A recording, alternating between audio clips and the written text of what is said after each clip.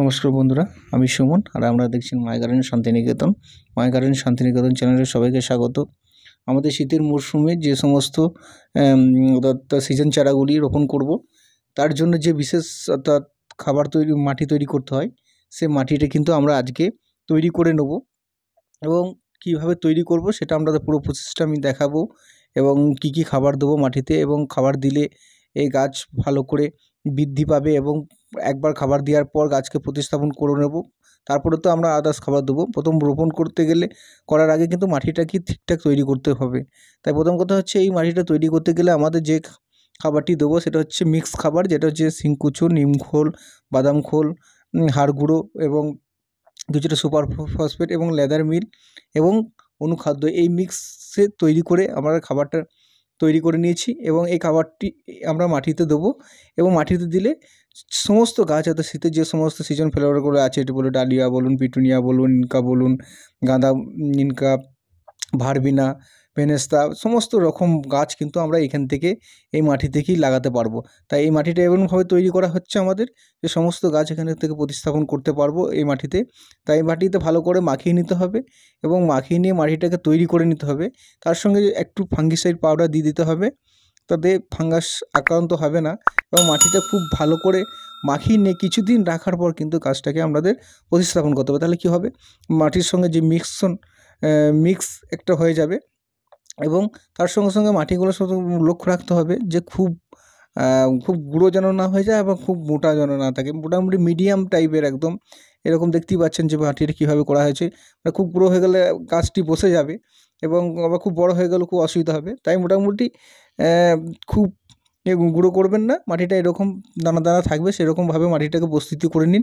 দেখবেন আপনার যে কোনো গাছ আপনি প্রতিস্থাপন করুন, তাতে কিচ্ছু অসুবিধা হবে না। এখান থেকে খুব সহজভাবেই কিন্তু আপনারা শীতের বলুন বা যে কোনো গাছ কিন্তু আমরা এই মাটিতেই প্রতিস্থাপন করতে পারবেন। তাই আজকে আমরা এই মাটিটাকে মোটামুটি সিজন ফ্লাওয়ারের জন্য তৈরি করে ফেলেছি এবং এই মাটি থেকে আমরা আজকে প্রচুর গাছ বসাবো এবং এইখান থেকে ভালো মাটি আর কিছু হতে পারে না। তা এবার মাটি তৈরি করে আমরা দেখে নিলাম। এবার আমরা দেখব কি না, ভারবিনা গাছের প্রতিস্থাপন এবং টব নির্বাচন কিভাবে প্রতিস্থাপন করব, টব নির্বাচন কিভাবে করব আর তার ড্রেন সিস্টেমটা কী হবে সেটা নিয়ে আলোচনা করব। প্রথম কথা হচ্ছে, ভারবিনা গাছ যখন প্রতিস্থাপন করব, মোটামুটি আমাদের একটু 8 ইঞ্চি টব, মোটামুটি 8 ইঞ্চি টব নির্বাচন করে নিন। 8 থেকে 6 ইঞ্চি টবই বসাতে পারেন বা আমরা যে চারি টবে বসাতে পারেন, চারি টবে বসলে ভালো হয়। চারি টবে বসালে এই গাছটা একটু ঝাঁকালো হয়। চারি টব নির্বাচন করুন। আমি একটা 6 ইঞ্চি টবই বসাচ্ছি, আমার বিয়েতে বসানো আছে, চারি টবে বসানো আছে।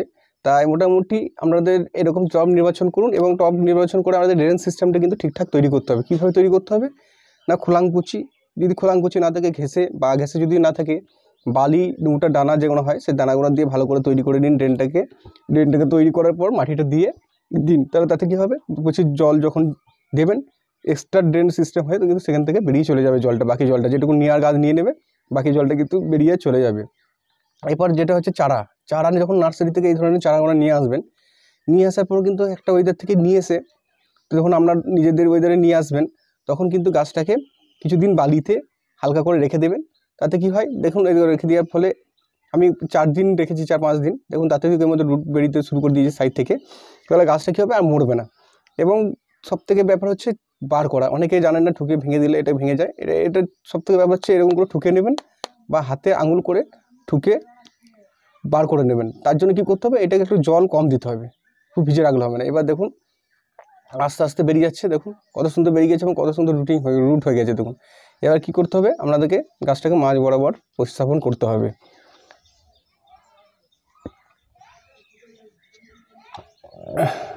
মাঝ বরাবর বসিয়ে নিয়ে হালকা করে কিন্তু আঙুল করে দেবেন। আঙুল করে দিলে গাছটা ফাঙ্গাসে আক্রান্ত হওয়ার সম্ভাবনা কম থাকবে। কেন সাইড করে যখন যদি দেবে না দেন, এখানে জল বসে গিয়ে গাছটা কিন্তু গোড়া পচে গিয়ে গাছটি কিন্তু মরে যাবে আপনার। তাই এভাবে দিয়ে দিন এবং প্রতিস্থাপন হয়ে গেলে আপনাদেরকে কী করতে হবে, প্রথম দিকে গাছটাকে সবথেকে লক্ষ্য রাখতে হবে যে ফুল জল ভরে দেওয়া। কেন ফুল জল দিলে তাহলে মোটামুটি মাটিটা বসে যাবে, তাহলে মাটিটা বুঝতে পারবেন কীরকম কোথায় মাটি লাগবে বা গ্যাপ কোনো যে থাকে সেই গ্যাপগুলো কিন্তু জল দিলে সব পূর্ণ হয়ে যাবে। কিন্তু অল্প জল দিলে হয়তো তলার দিকে শুকনো থাকবে, তখন আবার পরবর্তীকালে দেবে, তখন অসুবিধা হবে। তাই সবসময় চেষ্টা করবেন ফুল জল দিয়ে, কিছু অসুবিধা হবে না। ড্রেন সিস্টেম হলে বেশি জল হলে ও বেরিয়ে চলে যাবে। এরপর কিছুদিন সেমিসাইডে রাখুন। সেমিসাইডে রাখার পর মোটামুটি 5 থেকে 6 দিন রাখার পর আপনি ফুল সানলাইটে দিয়ে দিন। ফুল সানলাইটে দিলে সবসময় গাছ ভালো হবে এবং গ্রোথ ভালো হবে। এরপর যখন সানলাইটে দেবেন তখন কী করতে হবে, আপনাকে যে কোনো একটা ফাঙ্গিসাইড পাউডার কিন্তু অবশ্যই স্প্রে করবেন। ফাঙ্গিসাইড পাউডার যদি না স্প্রে করেন তাহলে হয়তো ফাঙ্গাস লাগার সম্ভাবনা থাকে। তাই যদি চেষ্টা করবেন সবসময় লাগানোর পর একটা কিন্তু যে কোনো ফাঙ্গিসাইড আপনারা স্প্রে করে দিন। আর কিছু পরিচর্যা লাগে না, এই হচ্ছে সিম্পল পরিচর্যা প্রতিস্থাপনের ক্ষেত্রে। এবং যারা নতুন ভিডিওটা দেখছেন অবশ্যই চ্যানেলটা নতুন যদি এসে থাকেন তাহলে চ্যানেলটা সাবস্ক্রাইব, লাইক, কমেন্ট, শেয়ার করতে ভুলবেন না। এবং পরবর্তীকালে ভিডিও আমি নিয়ে আসছি, অর্থাৎ 15 থেকে 20 দিন পর যে খাবার দেবেন এবং কী করবেন সেই ভার্বেনা গাছের সে সমস্ত ভিডিও কিন্তু আমরা দেখতে থাকুন পরবর্তীকালে।